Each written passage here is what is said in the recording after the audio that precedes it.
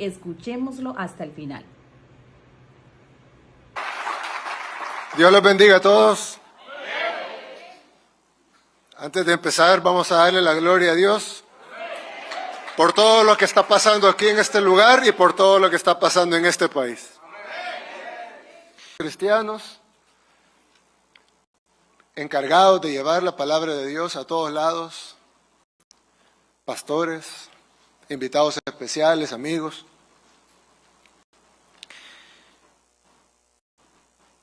Como les dije hace un rato, El Salvador está viviendo una transformación que nadie puede negar. Lo ven propios y extraños, lo ven desde adentro y lo ven desde afuera. Las pandillas más temidas del mundo, corriendo despavoridas. ¿Quién puede lograr eso más que una guerra espiritual ganada?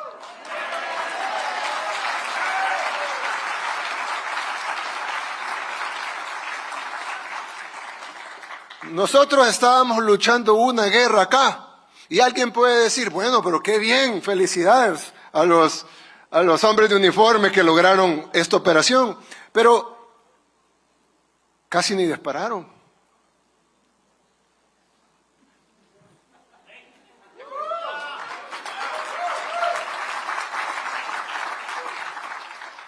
Porque la guerra se ganó a nivel espiritual.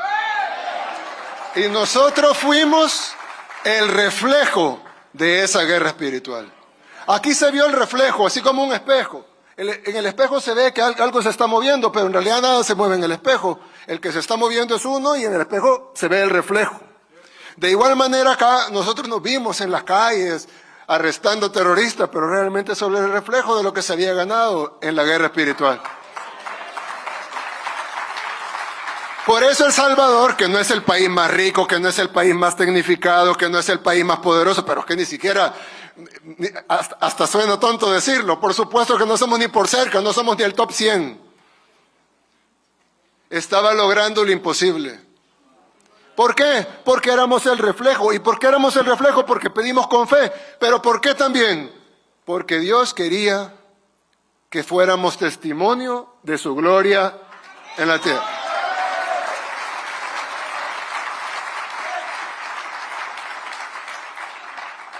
Así que nosotros nos aseguramos de siempre darle la gloria a Dios por lo que hemos logrado. Y no porque seamos buenos, sino porque no queremos perder el favor de Dios. Algunas personas, obviamente no de acá, pero algunas personas, no muchas, ¿verdad? Pero algunas personas me han criticado cuando yo he dicho en discursos, una vez incluso tuvimos casi la mitad del ejército en un evento y yo les decía, todos nosotros debemos ser instrumentos de Dios. Y algunas personas que no conocen qué significa, ustedes sí lo conocen por supuesto, pero hay gente que no conoce tanto, no entiende qué significa decirse instrumento de Dios. La gente piensa que es como una especie de soberbia, ¿no? Como, sí, yo soy el instrumento de Dios. No entienden que es lo contrario, es humildad. Porque nosotros todos somos instrumentos, todos podemos ser instrumentos de Dios. Y no solo los seres humanos, los animales pueden ser instrumentos de Dios. En la Biblia, la ballena que se comió a Jonás era un instrumento de Dios. No es un tema de soberbia, es un tema de humildad, de saber que todo depende de lo que Dios quiera. De que no se mueve la hoja del árbol si Dios no quiere, y que todo lo que pasa es porque Dios nos usa de instrumentos. Dios usa como instrumentos a los médicos, Dios usa como instrumentos a todos, al que nos da un saludo en la calle, a cualquiera. Entonces nosotros sabernos instrumentos de Dios y permitirnos ser usados como instrumentos de Dios. No es soberbia, es humildad.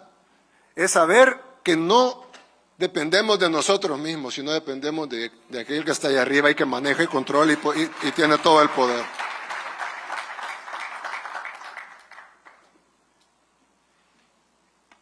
Y alguien puede decir, bueno, pero sí, pero está bien, tiene lógica la teoría, ¿no? Que hay que ser instrumento de Dios, pero ¿cómo podemos estar seguros de eso? Jesucristo dijo, por su fruto los conoceréis. Y aquí están nuestros frutos. Convertimos, por obra de Dios, al país más inseguro del mundo en el país más seguro de América.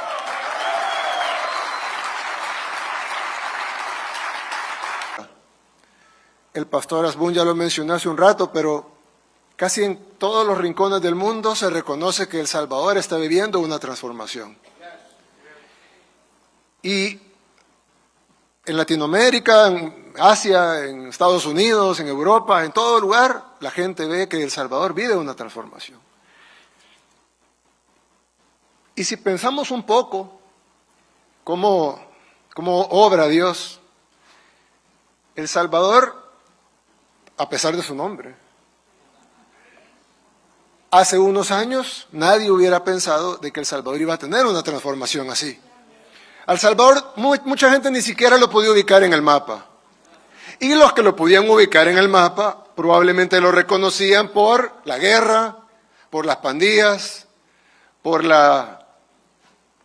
el éxodo de su pueblo buscando oportunidades y seguridad en otras partes del mundo.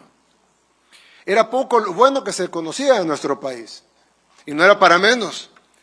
Llegamos a ser la capital mundial de los homicidios. El Salvador tenía más homicidios per cápita que en las zonas de guerra. Había más homicidios acá que en Bagdad, había más homicidios acá que en África, cualquier país de guerra, en guerra en África. No había un tan solo país en el mundo que tuviera más homicidios per cápita que El Salvador. El país era, no en sentido figurado, literalmente el país más peligroso del mundo.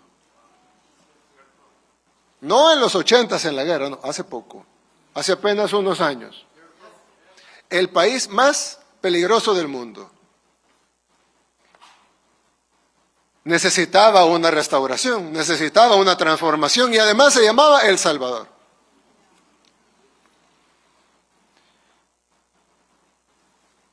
Y cuando asumimos la presidencia en el 2019, pues El Salvador estaba lleno de problemas, muchísimos, todavía tenemos muchos de esos problemas.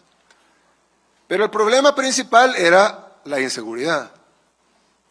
Y empezamos a trabajar para darle seguridad a la gente, a trabajar como trabaja el ser humano, con lo que puede, con las herramientas que tiene a disposición, con lo que Dios le pone normalmente al ser humano, las herramientas normales que Dios nos da a todos, nuestra mente, nuestras manos, nuestra voluntad, nuestros recursos, y en el caso de un gobierno, pues los recursos de un gobierno, etcétera, ¿no? Y nos fue bien. Digo, nos fue bien, no porque tuviéramos los grandes resultados, sino porque logramos algunos avances y a la gente le parecieron bien. Tanto que la gente nos dio más apoyo y más apoyo. Y nosotros estábamos contentos con lo que habíamos logrado. Habíamos bajado de tener 15 homicidios diarios a tener 4 homicidios diarios. Pero este seguía siendo un país muy, muy, muy inseguro. Gente desaparecía, prácticamente era raro el negocio que no era extorsionado por las pandillas. Seguían habiendo una tasa de homicidios altísima. Habíamos salido, sí, el top 5 mundial, pero seguíamos siendo un país. No se podía decir que estábamos viviendo una transformación divina o que Dios nos estaba sacando de donde estábamos, simplemente se podía decir que estábamos actuando humanamente bien. Antes, y he hablado de esto en otras ocasiones, no voy a aburrir con ese tema, pero yo siempre digo, y cuando hemos hablado, pastor, con diferentes pastores, siempre hablamos de que cuando se libra una batalla en la tierra, se libra una batalla en el mundo físico, pero a la vez se está librando una batalla en el mundo espiritual. Si la batalla que libramos nosotros en el mundo físico no está acompañada de una batalla en el mundo espiritual, no está acompañada de una victoria en el mundo espiritual, los resultados no van a ser tan sorprendentes.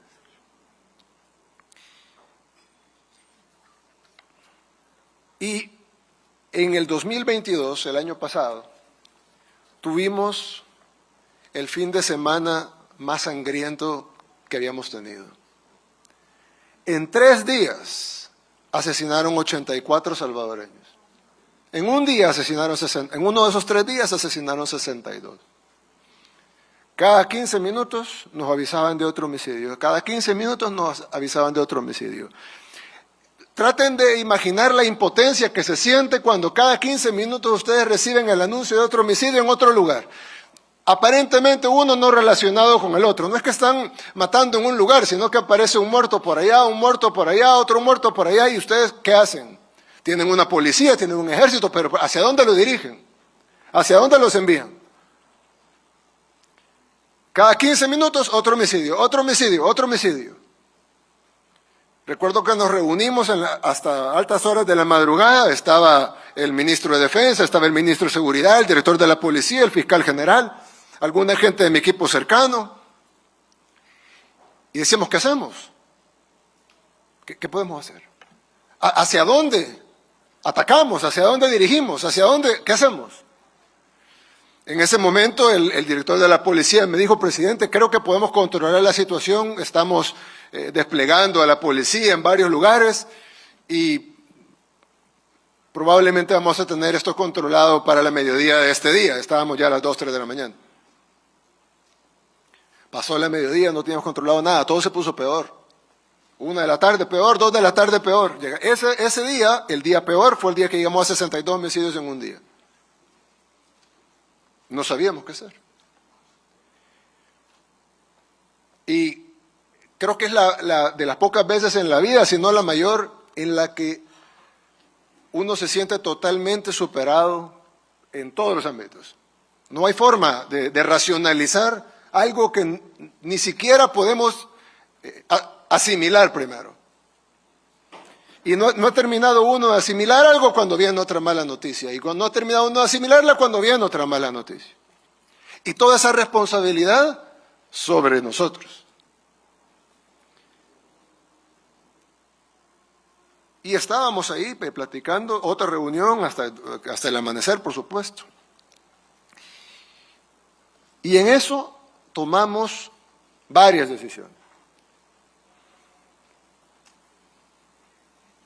Y la primera decisión fue confiar en Dios, no tener miedo e ir directamente hacia los terroristas. Pero para que funcionara, tenían que pasar 84 homicidios, sí. Pero si ellos decidían dar la orden de que cada uno de ellos matara a alguien, y no estoy hablando de a alguien, a un objetivo militar, estoy hablando de matar a la persona a la par. A una anciana en el bus, a una persona que está caminando en la calle, a una vendedora de frutas. Si cada terrorista hubiera matado a una persona, tuviéramos no 84 muertos, tuviéramos 70,000 muertos. Y eso solo requería una orden de los terroristas. Sí, estoy seguro que un terrorista puede matar a más de uno, pero digamos que 10 mataran a uno. Por cada 10 terroristas un muerto, que sería un fracaso logístico para ellos. Serían 7,000 muertos. Y por supuesto nuestra sociedad no podía soportar tener 7,000 muertos. No se diga 70,000. 1,000. El miedo que teníamos a la respuesta era mayor que la confianza en nuestra capacidad de poder detener la matanza. Entonces, no solo teníamos que lograr el milagro de ir a detenerlos, sino que teníamos que lograr el milagro de que ellos no le respondieran matando a la gente. Que algo los detuviera mientras los agarrábamos. Además, habían 3 grupos y no teníamos la fuerza de ir contra los 3 al mismo tiempo. Entonces decidimos ir contra uno. Y cuando lo desarticuláramos, iríamos contra el otro. Y cuando lo desarticuláramos, iríamos contra el otro. Pero necesitábamos otro milagro. Que los otros 2 grupos no supieran que iban ellos después. Y luego necesitábamos otro milagro. Y era que no ha habido no hay un tan solo ejemplo en la historia de la humanidad en donde un gobierno ha desarticulado 70,000 terroristas sin una tan sola baja civil.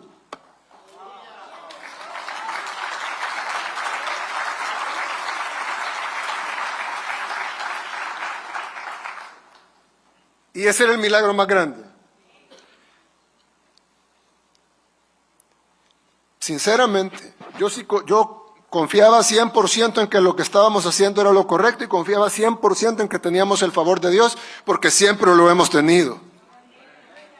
Pero no pensé jamás que Dios nos concedería toditos los milagros. Pensé que de los 10, de los 20, 30 que necesitábamos, Dios tal vez nos concedería 5, 7, 12 y nos iría bien. Pero no perfecto.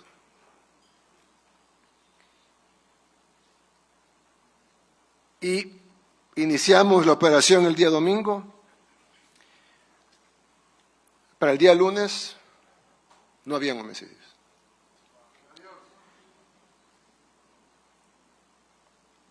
Los terroristas, los pandilleros, los mareros empezaron a esconderse. Corrían, huían despavoridos. Se escondían debajo de la cama, adentro de la pila, adentro de las alcantarillas.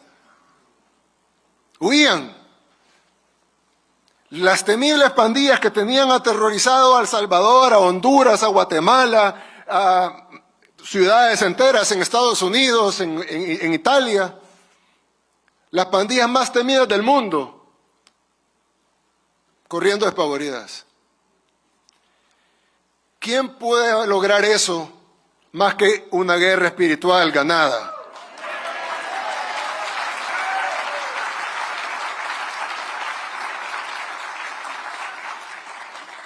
Nosotros estábamos luchando una guerra acá y alguien puede decir, bueno, pero qué bien, felicidades a los hombres de uniforme que lograron esta operación, pero casi ni dispararon.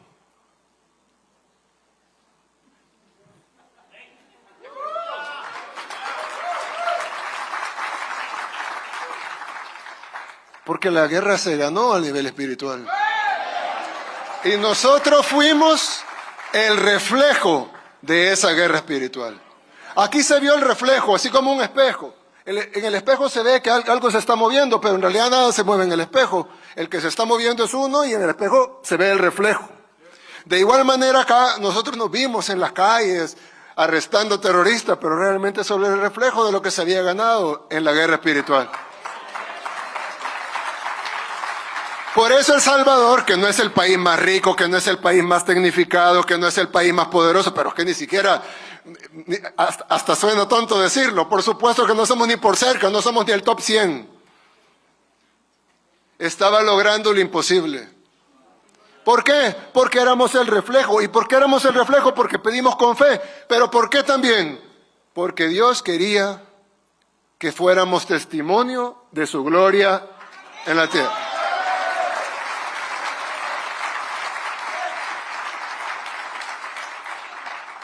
Así que nosotros nos aseguramos de siempre darle la gloria a Dios por lo que hemos logrado. Y no porque seamos buenos, sino porque no queremos perder el favor de Dios.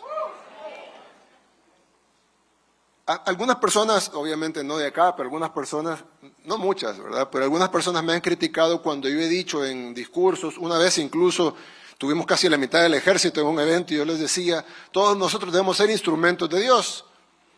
Y algunas personas que no conocen qué significa, ustedes sí lo conocen por supuesto, pero hay gente que no conoce tanto, no entiende qué significa decirse instrumento de Dios. La gente piensa que es como una especie de soberbia, ¿no? Como, sí, yo soy el instrumento de Dios. No entienden que es lo contrario, es humildad. Porque nosotros todos somos instrumentos, todos podemos ser instrumentos de Dios. Y no solo los seres humanos, los animales pueden ser instrumentos de Dios. En la Biblia, la ballena que se comió a Jonás era un instrumento de Dios. No es un tema de soberbia, es un tema de humildad, de saber que todo depende de lo que Dios quiera. De que no se mueve la hoja del árbol si Dios no quiere, y que todo lo que pasa es porque Dios nos usa de instrumentos. Dios usa como instrumentos a los médicos, Dios usa como instrumentos a todos, al que nos da un saludo en la calle, a cualquiera.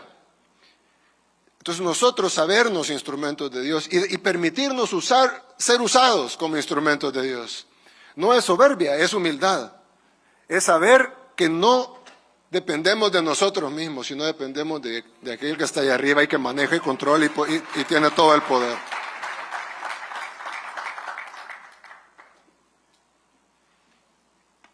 Y alguien puede decir, bueno, pero sí, pero está bien, tiene lógica la teoría, ¿no? Que hay que ser instrumento de Dios, pero ¿cómo podemos estar seguros de eso? Jesucristo dijo, por sus frutos los conoceréis. Y aquí están nuestros frutos. Convertimos, por obra de Dios, al país más inseguro del mundo en el país más seguro de América.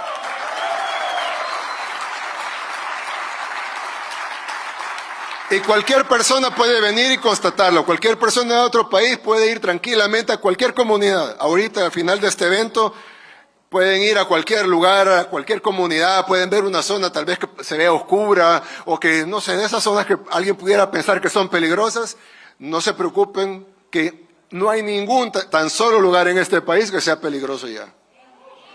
Decir eso después de que éramos el país más peligroso del mundo, es que muchas personas no comprenden la grandeza de la gloria de Dios cuando se manifiesta.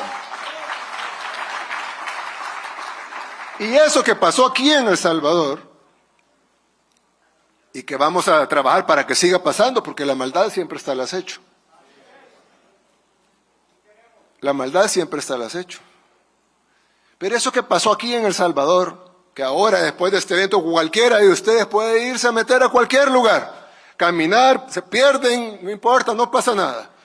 No les va a pasar absolutamente nada. Todos están totalmente seguros en cualquier lugar, sin guardaespaldas, sin necesariamente que haya presencia de la policía o del ejército, en cualquier lugar.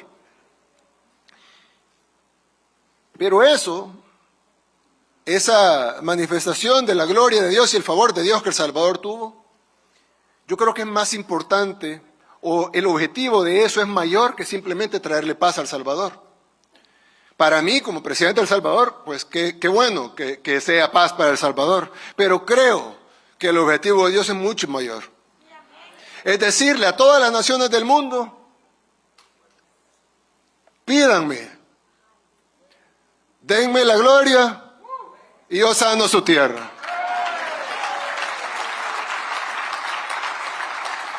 Claro, el ejemplo iba a ser el peor de todos.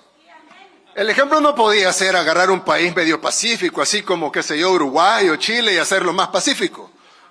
El ejemplo tenía que ser agarrar al peor y convertirlo en el mejor. Y entonces no hay nada imposible para Dios. Eso ya lo saben ustedes, ya lo sabemos todos, pero hoy Dios lo demostró de nuevo.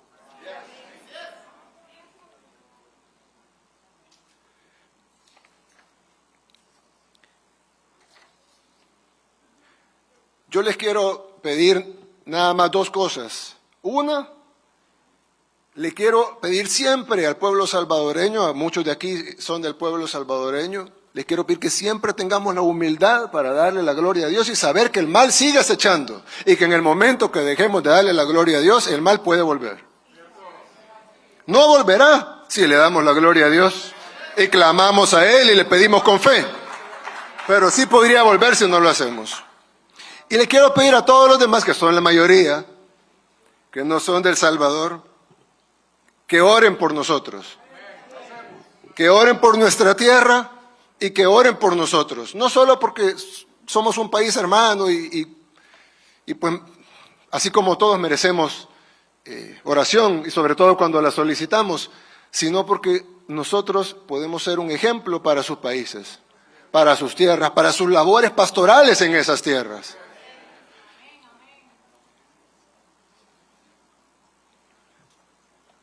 Nosotros debemos de, con todos los creyentes, debemos de saber que estamos en una gran batalla civilizacional en este momento.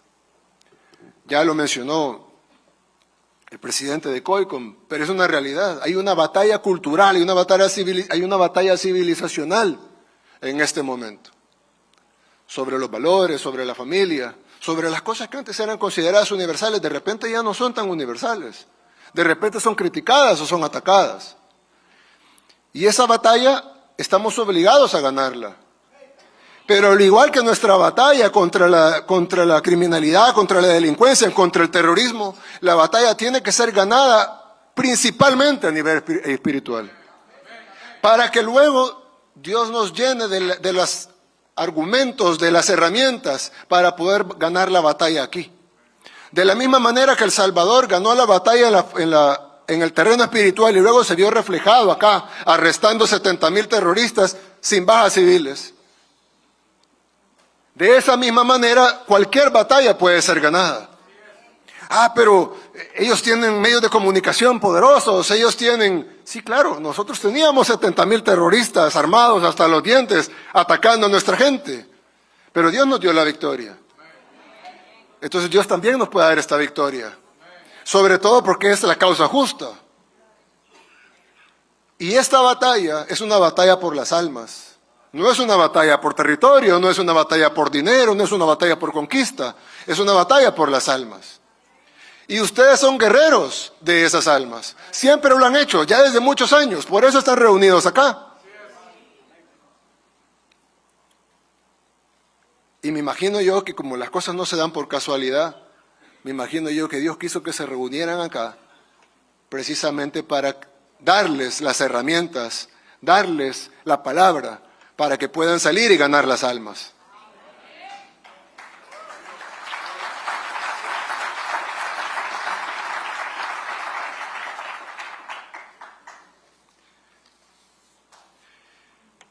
Cuando todos ustedes saben la historia de Salomón, cuando Dios le preguntó qué deseaba, y él dijo que deseaba sabiduría. Y Dios le dijo, te daré la sabiduría, pero también te voy a dar todo lo demás que viene por añadidura por la misma sabiduría. Oremos por eso. Pidámosle a Dios siempre sabiduría. Y Dios nos va a dar todo lo demás. Todo lo que necesitamos para las batallas que vienen y para el mundo que debemos de construir, para las almas que debemos salvar. Me honran con esta invitación. Ustedes son hombres y mujeres de Dios, gente que le ha dedicado su vida entera al Señor. Eso no es algo pequeño, eso es algo inmenso. Sigamos pidiendo, sigamos orando, sigamos luchando esta batalla en el terreno espiritual y todo lo demás se va a reflejar aquí en la tierra. Que Dios los bendiga a todos. Sepamos que sin Dios nada es posible, pero con Dios todo es posible.